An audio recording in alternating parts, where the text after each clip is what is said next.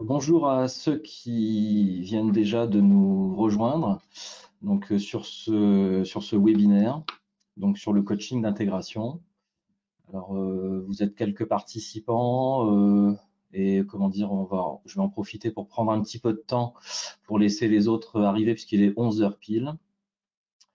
Déjà pour vous dire que vous pouvez poser déjà tout un tas de questions hein, de façon à pouvoir aller dans le détail avec vous.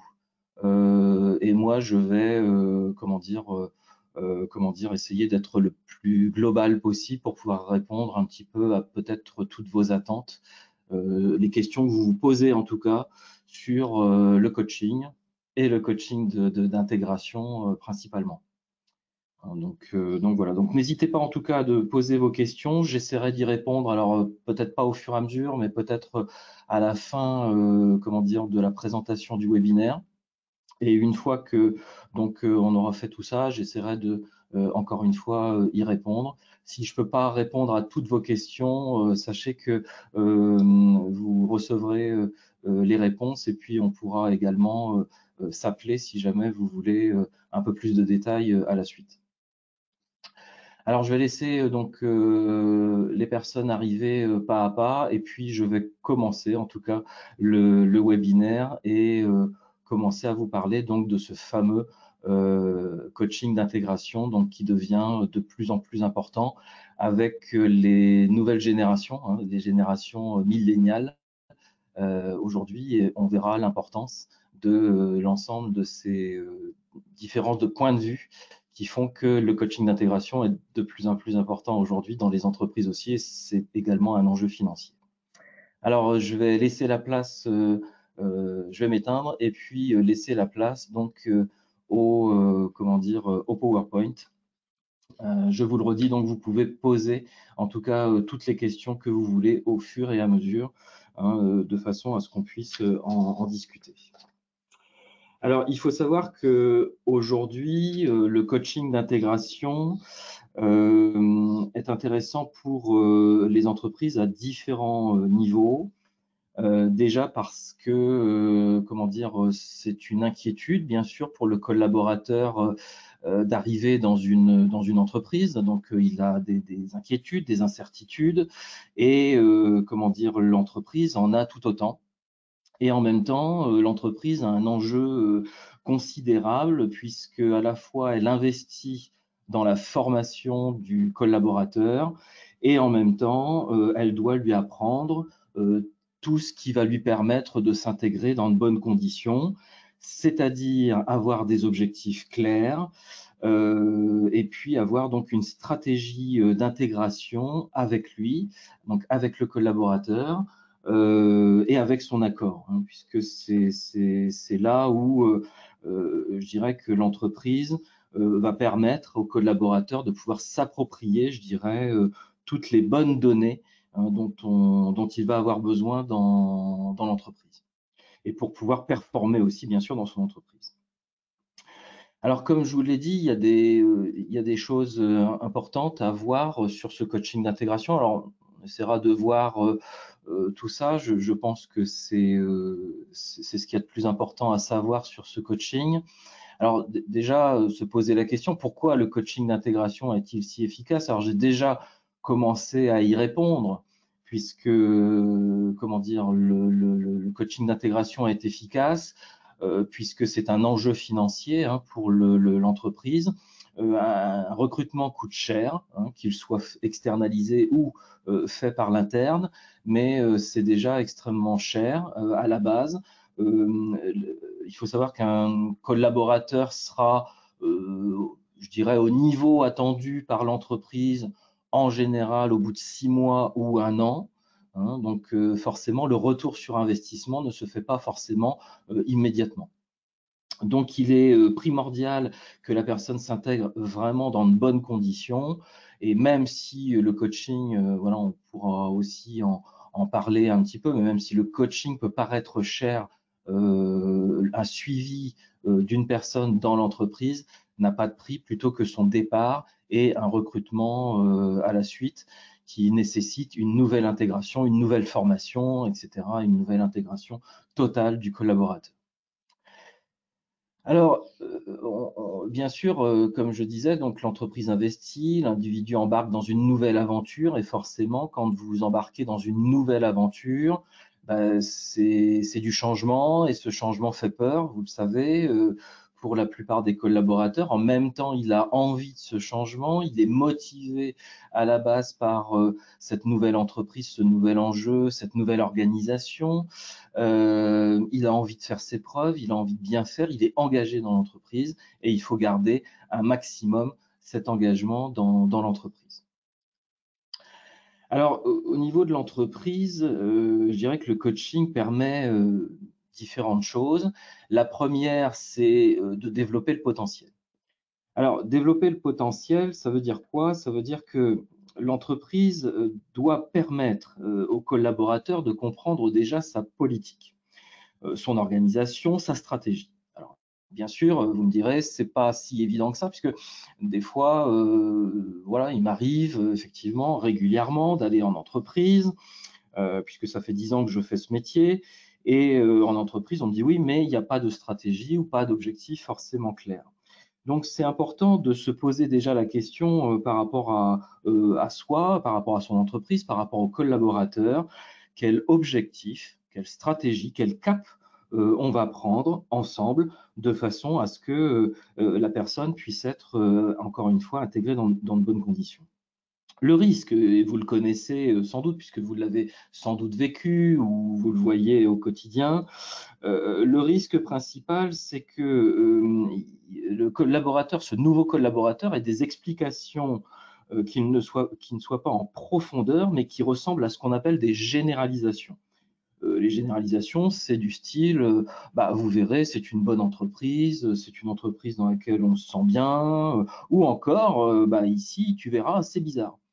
Hein, donc, tout ça, c'est des choses que le nouveau collaborateur va intégrer et va prendre pour vrai, puisque bon, bah, pour lui, tout ça, c'est nouveau. Et ça va commencer à mettre le doute dans sa tête et puis à se demander si finalement il est arrivé dans la bonne entreprise ou, entre guillemets, excusez-moi du terme, mais finalement, qu'est-ce que je fous là? Donc, pour l'entreprise, le collaborateur a un potentiel. Et donc, pour que vous puissiez profiter pleinement de ce potentiel en tant qu'entreprise, et pour que le collaborateur puisse exprimer l'ensemble de son potentiel, je dirais que l'entreprise doit montrer le chemin pour que le collaborateur soit en phase avec les valeurs de l'entreprise. Alors, normalement, c'est quelque chose qui se fait déjà au moment du recrutement, voilà, de façon à pouvoir les exprimer pleinement et exprimer son potentiel automatiquement et pleinement dans l'entreprise. Donc, ça veut dire une chose hein, qui est extrêmement importante à ce niveau-là, c'est que finalement, quelque chose qu'on n'a pas l'habitude de faire ou d'entendre en entreprise, c'est que finalement, bah, le coaché nouvellement intégré, il doit apprendre à prendre son temps hein, pour pouvoir s'intégrer. Alors là, je comprends que sans doute certains d'entre vous pensent déjà, bah oui, mais on n'a déjà pas le temps de faire ce qu'on a à faire. Alors forcément, c'est pas évident. Et puis l'entreprise veut que je sois moi intégré et que je sois intégré le plus rapidement possible pour être opérationnel le plus rapidement possible. Alors on le verra, c'est ce qui crée justement pas mal de soucis dans l'intégration des nouveaux arrivants dans l'entreprise. Deuxième point qui est important, donc on a vu développer le potentiel, réaliser le potentiel efficacement. Ensuite, c'est renforcer le leadership, hein, donc avoir les moyens d'optimiser sa performance. On l'a déjà dit, l'important, c'est que le nouvel arrivant soit en mesure d'optimiser sa performance. Alors, il va pouvoir optimiser sa performance en fonction des besoins de l'entreprise. Hein, parce que si l'entreprise a un certain nombre de besoins, elle doit donc être extrêmement claire, par des objectifs clairs. Je ne vous refais pas la théorie du SMART, hein, où l'objectif doit être concret, mesurable, etc. Donc, le coaché, comment dire, doit avoir un cap, une stratégie et un objectif pour l'entreprise, pour son service. Hein, ça va lui permettre de voir s'il s'intègre également sans souci.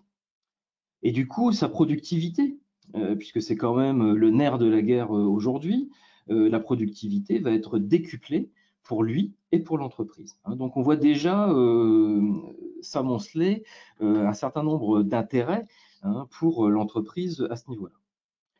Troisième point, changer les comportements qui limitent l'efficacité. C'est important aujourd'hui de changer les comportements. Pourquoi?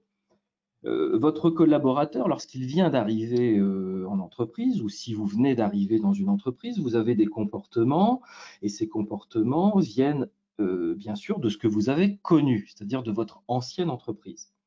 Et donc, bien sûr, les comportements de cette nouvelle entreprise que vous venez d'intégrer, ou que le collaborateur vient d'intégrer, comment dire, sont différents automatiquement. Et donc, puisque ces comportements sont différents, il est important que le nouvel intégré puisse comprendre l'ensemble de ces comportements afin de pouvoir s'adapter complètement à l'entreprise et qu'il ne se retrouve pas à côté ou isolé de ce qu'attend encore une fois l'entreprise. Donc tout ça doit être extrêmement clair.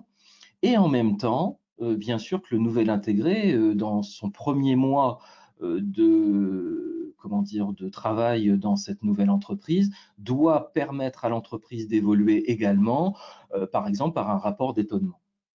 Et ce rapport d'étonnement permettra à l'entreprise peut-être d'accueillir de nouvelles pratiques, de nouvelles bonnes pratiques dans cette même entreprise. Donc, ça permet effectivement pour les deux parties, je dirais, d'avoir des bonnes pratiques de chaque côté, de comprendre comment chacun fonctionne pour pouvoir s'adapter, s'intégrer dans les meilleures conditions possibles. Et puis, bien sûr, toujours donner du sens à tout ce qui est fait.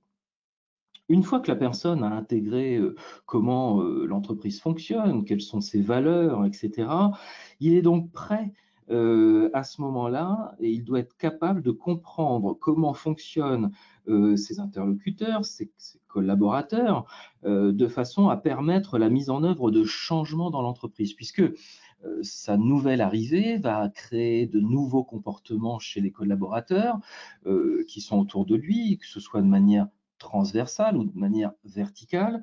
Et la personne doit être convaincue et convaincant par rapport à l'ensemble des valeurs de l'entreprise. À ce moment-là, une fois qu'il est convaincu et convaincant, vous le savez, ça vient, toutes ces théories viennent également des visionnaires aujourd'hui, Elon Musk, Steve Jobs, Bill Gates, etc. sont des gens qui fonctionnent parce qu'ils ont une vision et ils entraînent les personnes parce que ils managent avec leur tripes et ils ne managent pas avec leur tête.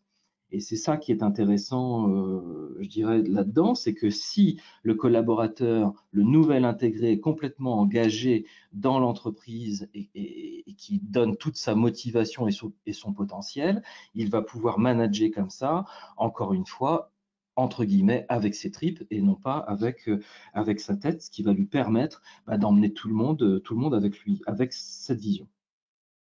Dernier point, non des moindres, hein, bien sûr, c'est anticiper le stress et les conflits. Bien sûr qu'au départ, déjà, il faut savoir que le nouvel intégré va subir stress et risque de rentrer dans certains conflits, ou en tout cas de ne pas dire, parce qu'il aura forcément une divergence d'idées, puisqu'il vient d'une autre entreprise. Donc, l'ensemble de ces stress, de ces conflits, il va falloir qu'il puisse à la fois les encaisser par un certain nombre d'informations, qu'il va pouvoir accepter dans un cadre de jeu dans lequel il va pouvoir jouer, entre guillemets. Et puis, il va falloir qu'il puisse faire bouclier et transmettre aussi les priorités, bien sûr, tout en travaillant sur les talents de ses collaborateurs. Donc tout ça, bien sûr, c'est inquiétant, ça peut créer bien sûr de la peur, une espèce de panique, etc. L'inconvénient de la peur et de la panique, c'est que ça se transmet. Donc vous imaginez bien que il y a un risque bien sûr de transmission de cette peur à ce moment-là, de ce nouvel intégré dans l'entreprise et avec les gens qui vont travailler avec lui. Alors, c'est pour ça que le coaching d'intégration est intéressant puisque, à ce moment-là, le nouvel arrivant a une épaule, hein, une épaule, je dirais, quelqu'un non pas, une épaule sur laquelle il va pleurer, mais, une épaule, un support, sur lequel il va, commencer à parler, pouvoir parler de ses peurs et de son stress. Vous le savez comme moi, ça peut être extrêmement difficile ou paraître un acte de faiblesse que de parler de ses peurs et de ses appréhensions à sa hiérarchie. Au départ, on ne connaît pas vraiment sa hiérarchie, on vient juste d'arriver, donc c'est évident pour personne. Et puis, quelquefois, le manager ne sait pas forcément non plus comment réagir face à ce stress, puisque forcément, tout ça rentre dans une normalité. Cette normalité, c'est le fait d'être un nouvel arrivant et d'arriver dans une entreprise inconnue qu'on ne connaît pas et qui a des manières d'agir et de faire que l'on ne connaît pas. Donc, ce qui est important, c'est d'apprendre à déstresser, à rester et de rester dans l'accompagnement, la pédagogie et le questionnement. Pour ça, bien sûr, le coach va pouvoir non pas, encore une fois, protéger, mais être, à la fois une épaule et à la fois la personne qui va confronter. Confronter le coaché, qui vient d'intégrer cette entreprise, de façon à, de façon à ce que le nouvel arrivant puisse se remettre en question, prenne confiance et qu'il puisse se mettre, en ordre de marche vers un objectif à atteindre avec ses collaborateurs, hein. Ne pas oublier bien sûr d'intégrer, ça c'est un conseil également, hein, d'intégrer, je dirais, à tout objectif l'ensemble des collaborateurs puisqu'il faut emmener une équipe, hein, donc ça c'est extrêmement important. Et donc, ça va permettre, bien sûr, au coaché de ne pas se sentir seul, hein, et de pouvoir se dire: «Bah, si jamais j'ai un souci, je peux faire appel à un ami», hein, puisque le coaching d'intégration permet à la fois de voir la personne régulièrement, donc en général tous les 15 jours, hormis s'il y a, voilà, une difficulté, rapide et qu'il faut se voir tous les 8 jours, hein, mais il faut laisser le temps à la personne de se mettre en action suite au coaching. Donc, en général, tous les 15 jours, c'est un suivi qui est intéressant et raisonnable pour la personne. Et puis, la dernière phase du coaching d'intégration, c'est aussi quelque chose que vous connaissez à travers le sport, sans doute, c'est la visualisation du collaborateur dans son futur poste. Ça, c'était extrêmement important puisque, alors c'est quelque chose qu'on connaît quand on est enfant, c'est que, on va travailler sur le comme si la personne était déjà dans son poste, déjà dans l'entreprise et elle va visualiser, ben, comment, ça va se passer, comment ça va se passer avec les collaborateurs, qu'est-ce qui risque de se passer également, comment le nouvel intégré va pouvoir réagir et donc il va pouvoir s'imaginer, se projeter dans cette nouvelle entreprise qui va déjà lui permettre finalement de mettre un premier pied dans l'entreprise et de sentir, si vous préférez, de ressentir bah, tout sentiment, toute émotion qui pourrait survenir dans cette entreprise avant même qu'il y soit. On fait ça bien sûr, là vous avez vu le cyclisme il n'y a pas longtemps, là en ce moment c'est Roland-Garros. On utilise bien sûr toutes ces techniques de visualisation, bien sûr avec, les sportifs pour qu'ils puissent imaginer, hein, par exemple, bah, tenir la coupe, entre les mains et je dirais ressentir déjà le frisson que ça peut, comment dire, engendrer. Et ça va leur donner envie, si vous préférez, de pouvoir, aller sur le cours et puis donner le meilleur d'eux-mêmes. Après, voilà, on n'oublie pas quand même, et ça fait partie du coaching, bien sûr, de ne pas oublier le plan B, hein, au cas où quand même la personne en face est plus forte, hein, voilà, on ne sait jamais ce qui peut quand même, ce qui peut quand même arriver. Donc c'est exactement la même chose pour le collaborateur. On va aussi étudier des plans B avant même que ça puisse lui arriver. Alors, tout ça, c'est effectivement au niveau de l'entreprise, c'est très intéressant, mais la question, c'est qu'est-ce que ça apporte aussi, bien sûr, au niveau de l'individu. Alors, au niveau de l'individu, il faut savoir qu'on a 2 types de personnalités, des personnalités qui vont plutôt aller dans le détail et des personnalités qui vont plutôt être dans la globalité. Alors, les personnalités qui vont aller plutôt dans le détail, leur souci, entre guillemets, c'est qu'ils risquent d'avoir beaucoup de boulot très très vite et de se noyer justement dans les détails et de ne pas arriver à faire ce qu'ils veulent. Donc, c'est important d'avoir une prise de recul aussi par le biais de l'objectif, c'est-à-dire que recadrer par rapport à un objectif, en demandant au coaché, est-ce que finalement ce que vous êtes en train de faire là, dans le micro-détail, est-ce que c'est bon et ça va dans le sens de votre objectif dans l'entreprise ou pas? Parce que si ça ne va pas dans le sens de l'objectif, la personne va multiplier un certain nombre de tâches qui vont être finalement inutiles. Et les collaborateurs qui vont le suivre, comment dire, dans cette orientation, vont à un moment donné fatiguer également. Donc là aussi, c'est apprendre à gérer le temps des collaborateurs également, que ce soit en gestion de projet, que ce soit en management, par exemple. Donc, on va apprendre à notre coaché à avoir une position d'observateur, une position haute. Alors, pas une position haute d'expert, mais une position haute d'hélicoptère qui vont lui permettre de voir finalement ce qui se passe de manière à voir aussi la globalité de son service, de se rendre compte de ce qui se passe pour pouvoir mieux agir et être plus performant très rapidement. Le coach, également, sur un deuxième point, n'est pas là pour juger. Il n'a pas d'a priori. Tout ça, il s'en moque. Et puis, de toute façon, il a bien sûr sa déontologie de confidentialité qui est extrêmement importante. Et à ce moment-là, le coach est là pour utiliser un certain nombre d'outils qui vont lui permettre de présenter les choses de manière neutre. Alors, on utilise beaucoup, comment dire, les protocoles. Enfin, les protocoles, ce sont des séries de questions écrites en PNL, en programmation neurolinguistique. Alors, PNL, c'est un grand mot, hein. Ça a été inventé par deux personnes, un mathématicien et quelqu'un qui travaillait dans le langage, qui sont Bandler et Grinder. Ce sont des gens qui ont utilisé des mots très compliqués pour parler plutôt d'analyse de communication.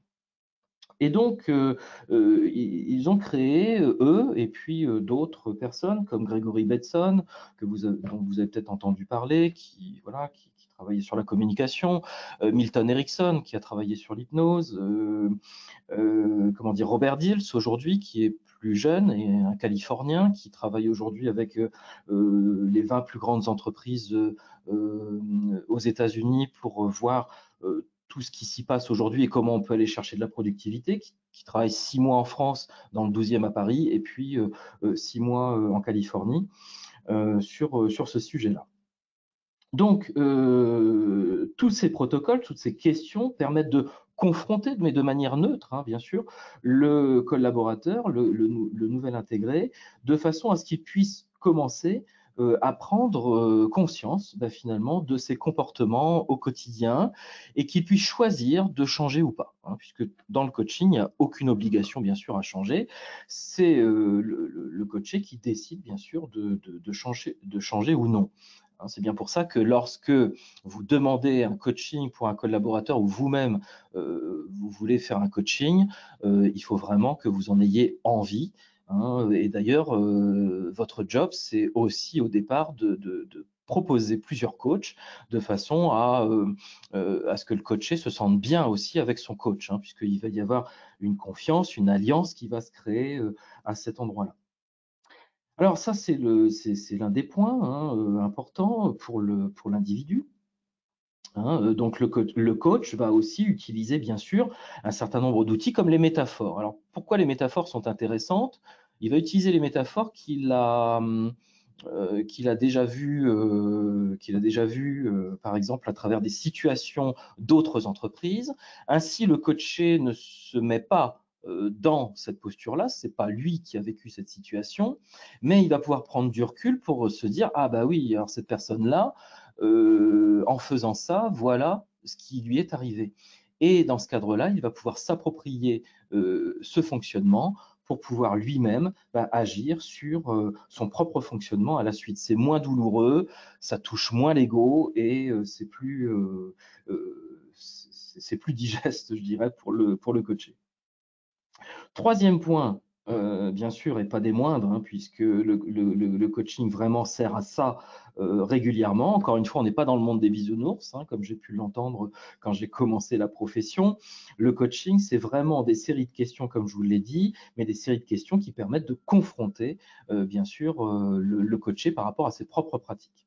Le confronter, c'est pouvoir lui montrer que ces mécanismes engendrent bien sûr des comportements en face, hein, dans son environnement, c'est-à-dire va engendrer d'autres comportements pour les personnes qui sont autour de lui et qu'il se rende compte aussi bien sûr de ce que ça crée, de ce que ça peut créer et encore une fois, s'il peut décider de changer ou pas. Donc cette prise de conscience est vraiment primordial.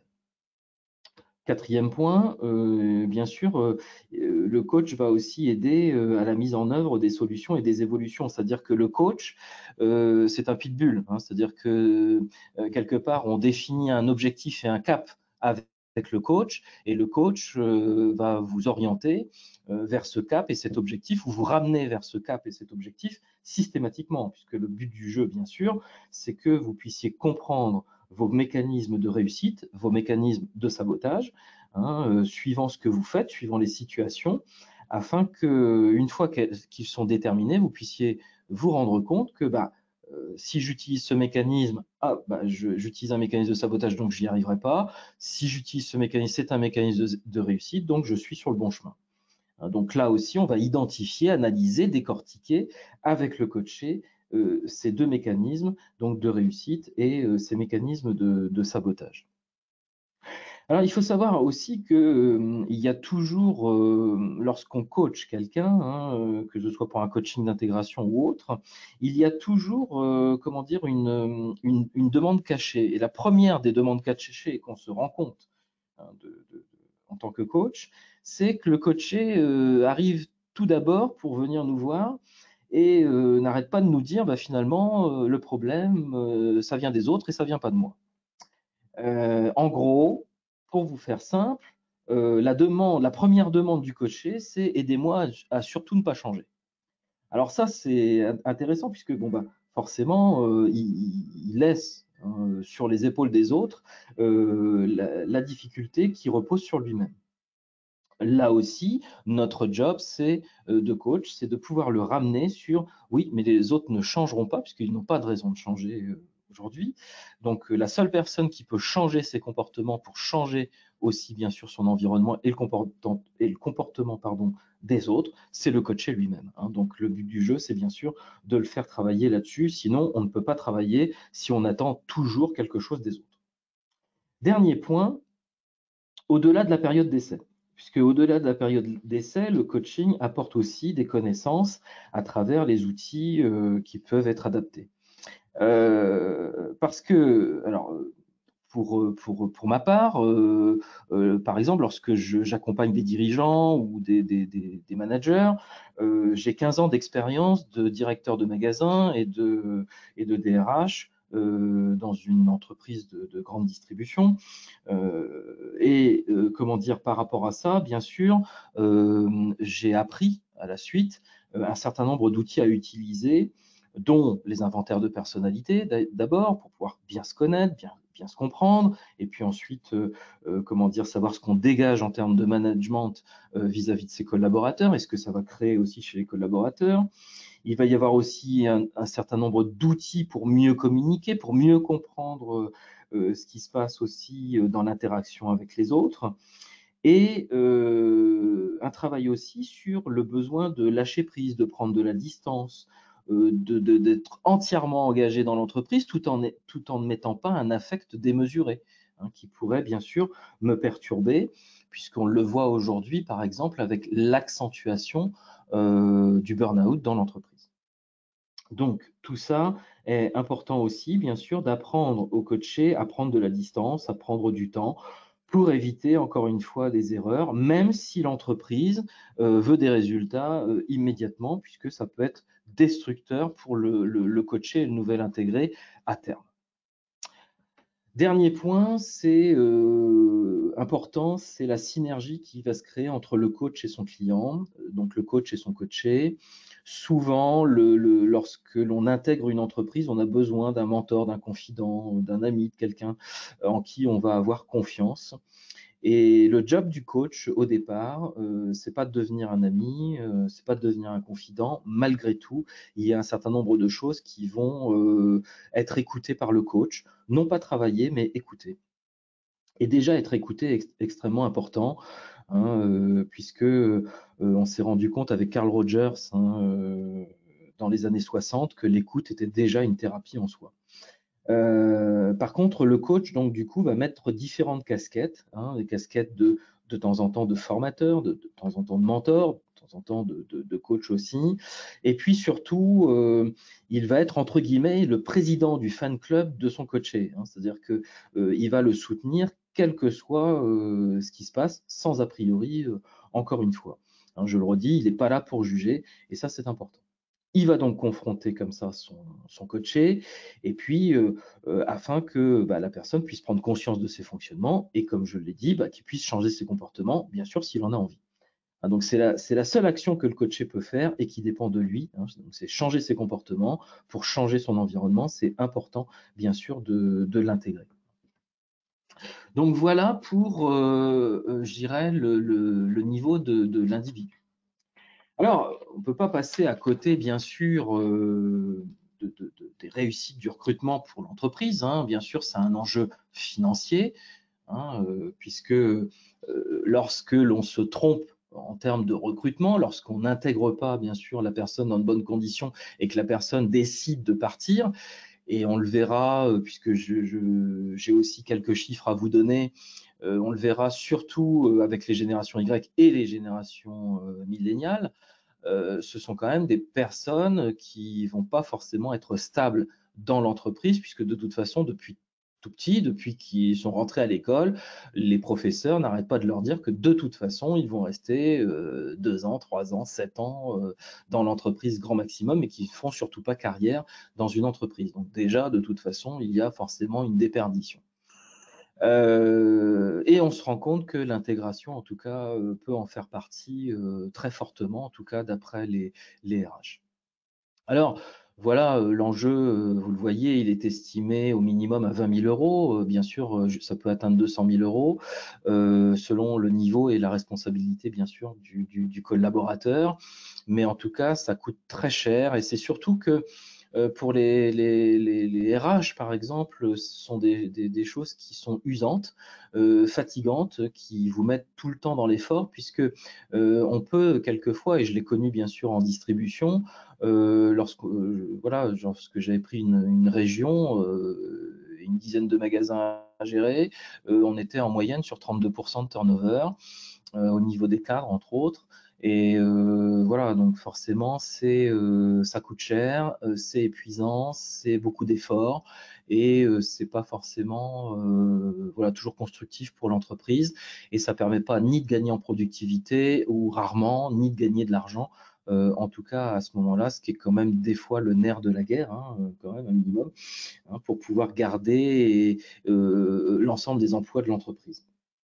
Donc ça, c'est important, bien sûr, de le prendre en considération et je pense qu'au niveau RH, lorsqu'on a affaire à un directeur financier ou, à un dirigeant, ça a quand même un argument de poids, hein, de pouvoir dire que voilà, une intégration qui se fait dans de bonnes conditions coûte, bien sûr, de l'argent puisqu'il faut le former, il faut former des tuteurs, il faut donc des fois faire appel à un coach pour faire un coaching d'intégration et cetera. Donc ça a un coût mais ça a un coût beaucoup bien moindre, hein, puisqu'on est souvent sur 2 fois moins que les 20 000 €, je dirais, aujourd'hui, qui peuvent être dépensés, hein, suite à, comment dire, une mauvaise intégration et donc le départ d'un collaborateur. L'intégration, je le redis, est importante surtout pour le collaborateur puisque le collaborateur qui vient d'arriver dans l'entreprise, pour lui, c'est une étape dans sa vie professionnelle qui comporte des incertitudes, des risques et ça la place en situation de fragilité, hein. Donc ça, c'est quelque chose d'important. Et on va le voir avec voilà la suite. Alors juste après, hein, je reviendrai sur l'action du coach. Mais voyez, cette première phrase, donc une entrée sur 4 se solde par un échec ou des résultats inférieurs aux attentes. Hein, c'est pour ça que l'intégration vraiment est extrêmement importante. Alors l'action du coach. Alors, bien sûr, dans le coaching d'intégration et d'entreprise, qu'est-ce qui se passe? Alors, ça fonctionne toujours de la même façon.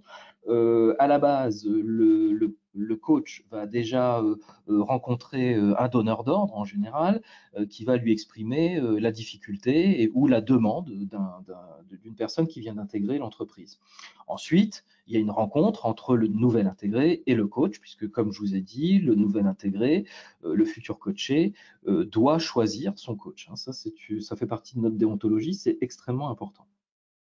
Une fois que tout ça est OK pour tout le monde, on va se réunir en tripartite, donc donneur d'ordre, coaché et puis coach, pour se mettre d'accord sur un objectif. C'est extrêmement important puisque sinon, si l'entreprise ou le donneur d'ordre ne donne pas son objectif, le coach, de par sa déontologie, va accompagner le collaborateur sur l'objectif qui convient au collaborateur. Ça peut être tout à fait, par exemple, je veux partir de mon entreprise. Hein, donc, c'est pour ça que c'est important, bien sûr, d'intégrer ça en tripartite. Ensuite, vous avez les accompagnements individuels. Alors, les accompagnements individuels, en général, en entreprise, on fait des accompagnements de 2 heures. À peu près tous les 15 jours au début, puis tous les mois, puisque le but du coaching, c'est de rendre autonome le collaborateur et le plus vite possible. On part en général sur une dizaine de séances, mais ça peut être écourté très vite par le collaborateur ou par l'entreprise si l'entreprise ou le collaborateur estime qu'au bout de 2 séances, ça suffit, 4 séances, ça suffit, 6 séances, ça suffit. Voilà, donc ça s'arrête quand le coaché l'a décidé ou encore une fois l'entreprise.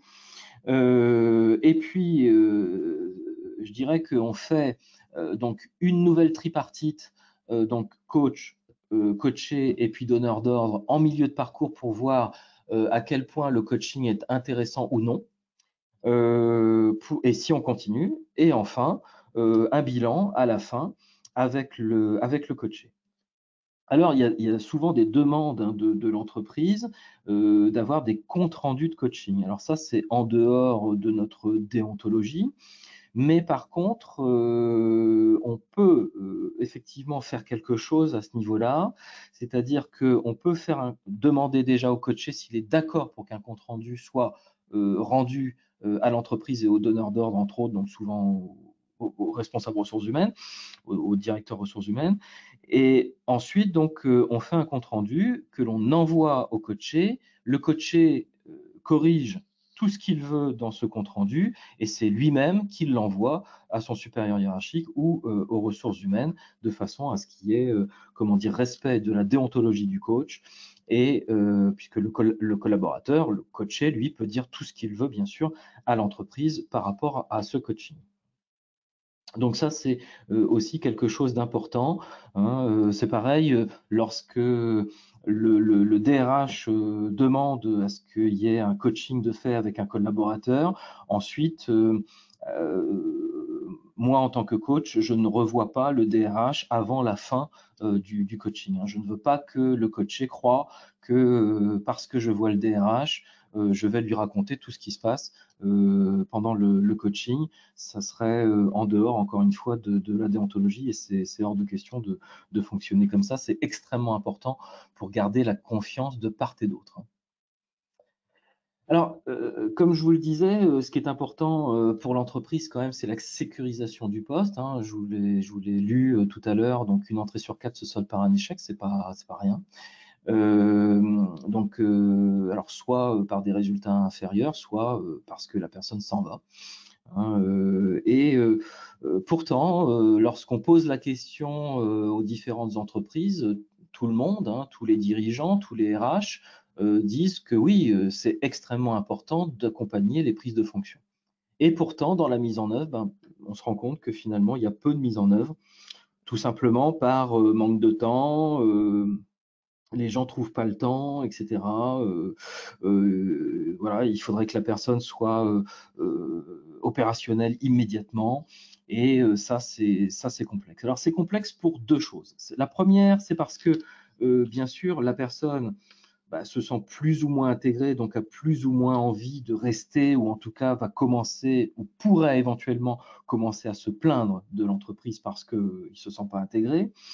Deuxièmement, parce que on donne aussi une façon de faire à la personne qui intègre. C'est-à-dire que si vous avez un manager et que vous ne l'intégrez pas dans de bonnes conditions, derrière, lui, lorsqu'il va lui-même intégrer d'autres collaborateurs, il fera la même chose comment dire, par mimétisme, hein. Et puis, pareil, si on ne prend pas le temps de l'intégrer, de lui parler de la politique de l'entreprise, etc., lui fera la même chose aussi, encore une fois, de son côté, si jamais il a des personnes à intégrer dans son service, par exemple.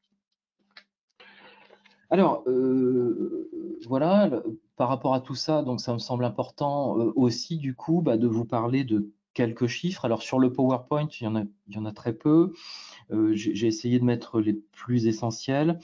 Alors on parle aujourd'hui, bien sûr, du fait que, bon, par exemple, 61% des nouvelles recrues ne reçoivent aucune formation sur la culture d'entreprise. Vous voyez que plus de la moitié des collaborateurs n'ont aucune formation sur la culture de l'entreprise, ses valeurs, sa stratégie, etc. Donc ça, c'est vrai que c'est difficile du coup aussi, ça peut être difficile de donner du sens ou de se projeter dans ce système-là. Ce qui est important aussi, c'est que par exemple, 55% des organisations ne mesurent pas l'efficacité des process d'intégration.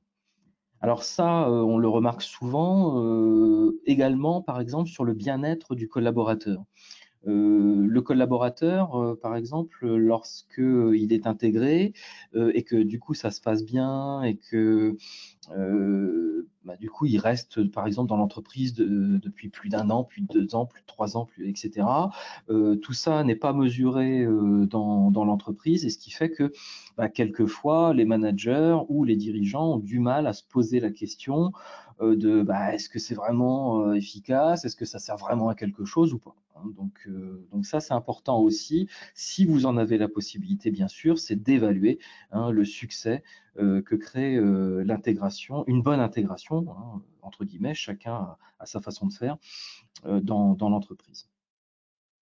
Alors aujourd'hui, ce qui est difficile aussi, et vous le savez, c'est l'engagement et la fidélisation des talents, et à l'intérieur de ça, on se rend compte que voilà, 83% par exemple des employeurs estiment qu'attirer et fidéliser les talents est un enjeu d'une importance croissante, hein. Aujourd'hui, le collaborateur a envie, et surtout les populations milléniales ont envie que leur entreprise soit fun et sexy, hein. C'est-à-dire que ça doit être sympa de travailler dans cette entreprise, et en plus, elle doit avoir une belle image, hein. Donc, alors une belle image pour différentes raisons, hein. Par exemple, Amazon a une belle image d'extérieur parce que c'est quelque chose qui a le vent en poupe aujourd'hui, hein. Y travailler, c'est pas forcément génial, mais voilà, dire que je travaille chez Amazon, c'est toujours extrêmement sympa pour son environnement. Donc ça, c'est important. Et puis, du coup, on se rend compte que 66% des millénials, par exemple, envisagent de quitter leur entreprise en 2020. Donc vous vous rendez compte que aujourd'hui, voilà, ce sont des gens à qui on a, je vous l'ai dit, on a beaucoup parlé du fait que ils rentrent dans une entreprise non pas à vie, mais pour un certain temps, et du coup, ils appliquent bien sûr tout ça. Alors après, on peut se poser la question pourquoi ils quittent leur entreprise. Alors on se rend compte qu'ils quittent leur entreprise à 30% parce qu'ils ont reçu une meilleure offre ailleurs. Voilà, un concurrent. Donc ils se sont formés dans l'entreprise, et puis ensuite, ils se sont revendus plus cher dans une autre entreprise, ou alors ils ont des avantages plus sympas pour eux. 27% parce que leur objectif de carrière n'était pas aligné avec ceux de l'entreprise, hein. Donc là aussi, alors des fois on n'y peut rien, hein, c'est comme ça, mais il y a des fois, peut-être qu'on n'a pas écouté le talent, et on ne s'est pas rendu compte de ce que ça pouvait. Par exemple, moi en distribution, j'avais des hôtesses de caisse qui avaient bac+5, et il fallait effectivement leur poser la question de ce qu'elles comptaient faire à la suite, parce que on pouvait perdre effectivement de nombreux talents en distribution. Et puis 13% parce qu'ils voyaient peu d'opportunités d'évolution chez leur employeur. Donc on voit que la formation, l'évolution est extrêmement important, bien sûr, pour ces millénials. Alors d'autres choses importantes, les 46% des DRH, juste que le burn-out explique 50% du turnover aujourd'hui, hein, c'est-à-dire lorsqu'on demande à un moment donné beaucoup aux collaborateurs et qu'on ne lui retire rien. Hein, c'est-à-dire qu'à un moment donné, votre collaborateur a une fiche de poste, on vient lui rajouter un certain nombre de choses, mais on ne lui retire rien sur sa fiche de poste. Et à un moment, la personne ne se sent plus capable de faire autant de choses. Hein. C'est un peu ça le burn-out aujourd'hui. Hein, donc ça aussi, c'est de plus en plus fort aujourd'hui. On estime que 36% de la population active aujourd'hui est en burn-out, qu'elle travaille ou non, hein, ou qu'elle soit arrêtée en entreprise. Ça représente environ 13 millions de personnes. Alors, un chiffre extrêmement surprenant, hein, vous voyez qu'en France, 6% des collaborateurs seraient activement engagés. Hein, donc, alors on ne parle pas des engagés ou des semi-engagés, hein, mais vraiment des gens qui sont activement engagés dans l'entreprise. Il n'y en aurait que 6% contre 25% de complètement désengagés. Alors en même temps, de l'autre côté, si comment dire, on compare avec un pays comme la Norvège, par exemple, on a 17% d'activement engagés pour 8% de complètement désengagés. Hein, donc, ce qui est important, c'est bien sûr les activement engagés, mais c'est aussi se poser la question par rapport à ces complètement désengagés, hein, qui posent vraiment question aujourd'hui dans nos entreprises. Alors, on se rend compte, bien sûr, par rapport à tout ça, hein, que bon, vous voyez que pour faire un coaching d'entreprise, il faut permettre à la personne de pouvoir s'accomplir et performer. Vous voyez que c'est un équilibre difficile à trouver aujourd'hui avec les nouvelles personnes donc, qui vont intégrer votre entreprise, ou peut-être que c'est vous-même votre cas. Il faut donc s'attarder avec eux, prendre du temps, et ça, des fois, l'entreprise n'a pas le temps de le faire. Clairement, et c'est pour ça que le coaching d'intégration a de plus en plus d'importance aujourd'hui. Alors des fois, le coaching d'intégration se fait à retardement quand on se rend compte qu'une personne, par exemple, au bout d'un an, n'est pas forcément bien dans son poste. Finalement, on appelle un coach et puis on se dit, tiens, il serait peut-être temps de faire un coaching de prise de poste. Hein, vous voyez qu'au bout d'un an, la difficulté, c'est que bien sûr, la personne a déjà pris un certain nombre d'habitudes, elle a déjà écouté un certain nombre de choses, elle est peut-être déjà démotivée, donc le travail va être de retrouver de la motivation. Ce qui est dommage, puisque au départ, la personne, lorsqu'elle vient dans l'entreprise, lorsque vous êtes arrivé dans votre entreprise, vous êtes motivé à 200%. Et donc, c'est ces 200% finalement qui sont importants à garder et qui vont, passer pas à pas. Donc, dans cette conclusion que je voulais simple, hein, bien sûr, c'est de pouvoir faire comprendre à la personne donc quelles sont les valeurs de mon organisation en tant qu'entreprise. Est-ce que vous adhérez, est-ce que vous n'adhérez pas? Et ça vient déjà à la base pendant le recrutement.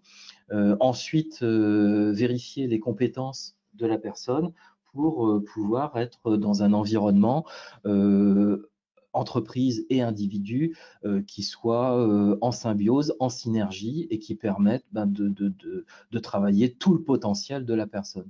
J'étais encore hier avec un groupe où effectivement une personne me disait aujourd'hui c'est dommage, je fais ce qu'on me dit, mais on utilise la moitié de mon potentiel parce que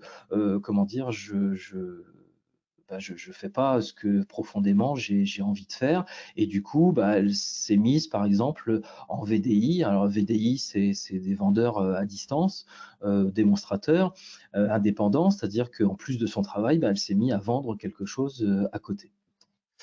Donc voilà pour ce que je voulais vous montrer par rapport au coaching d'intégration. Hein, donc voilà, je voulais vous remercier pour votre attention. Je regarde si vous avez posé des questions, je n'en vois pas. Hein, donc en tout cas, vous avez mes coordonnées, on vous enverra ce PowerPoint. Vous avez mes coordonnées, mon numéro de téléphone, vous avez mon adresse mail. Donc je reste entièrement à votre disposition pour pouvoir répondre à toutes vos questions sur le coaching d'intégration et sur le coaching en général. Pour ceux que ça intéresse, donc dans un mois et le premier jeudi donc du mois de novembre, nous continuerons avec le coaching de performance, hein, et puis nous finirons au premier jeudi du mois de décembre sur le coaching d'équipe.